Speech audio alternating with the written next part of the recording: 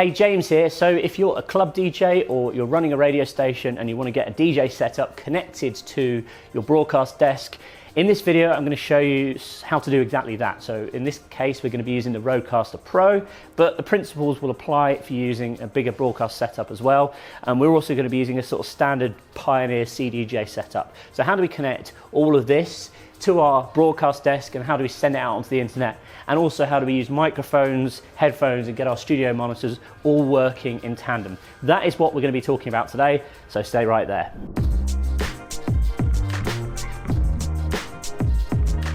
So if you're new to this channel, my name is James Mulvaney. I'm an entrepreneur working primarily in the audio space. Love helping people grow their audiences, create online radio stations and podcasts. I'm also founder of radio.co, podcast.co and matchmaker.fm. So go and check them out. Always putting out great content like this. So remember to hit that subscribe button and turn on your notifications. You know the drill. If you want to get more videos about radio, podcasting, equipment, all of that sort of stuff, because I'm always releasing videos every single Friday. So today I wanted to talk through this setup here, which is a very standard sort of DJ setup. You'll see this in pretty much every bar, every club, but increasingly more and more in radio stations. So we'll see this alongside our sort of standard broadcast setup. Now this is a very slimmed down version. I've just got a Rodecaster Pro here connected to a laptop, but this principle applies if you're connecting to, you know, a sort of standard broadcast console as well. So the normal setup you'd have with a DJ setup like this, you'd have your monitors or your speakers connected directly to this desk here. So if I hit play on our CDJ, as you can hear, we've got music coming out the speaker, which is fine, and that's great if you're DJing. Maybe you might have some monitors up in your booth. If you're in a nightclub or a bar or some kind of live event, you'd then have another output going into the PA system so your audience can hear what you're playing, which is fine. You can keep that still. However, if we want to broadcast what we're actually playing on here or record it live, and we also want to have our output going, there's a couple of changes we need to make. So the first thing I'm going to do is I'm going to remove the monitor from our Pioneer mixer, and I'm actually going to connect the monitor into our Rodecaster Pro. Okay, so now basically all of our monitoring, not necessarily our live output that's going out to PA if we want that facility, but our monitoring of what we're actually playing here is going through the Rodecaster.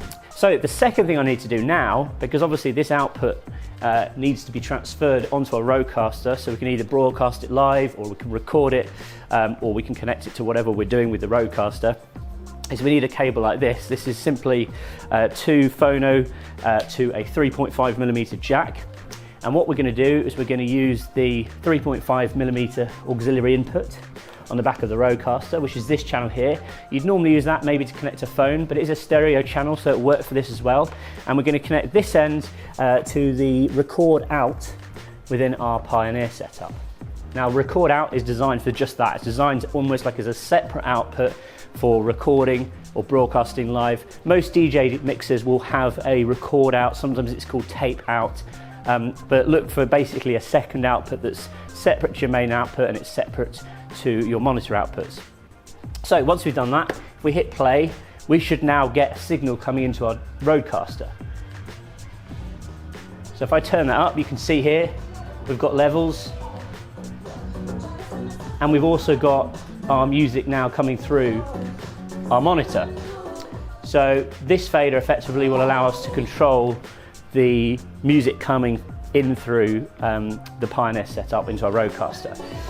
But the other benefit of using a Rodecaster is we can now connect up to 4 microphones. So if you have maybe one of you in the studio, you can talk over your music just as you would by connecting a microphone into the Pioneer desk. The difference mainly being here, if you actually connect microphones to the Rodecaster, it has a great feature which is kind of standard on most broadcast desks, where it will actually mute the music coming out of your speakers whenever you turn a microphone on.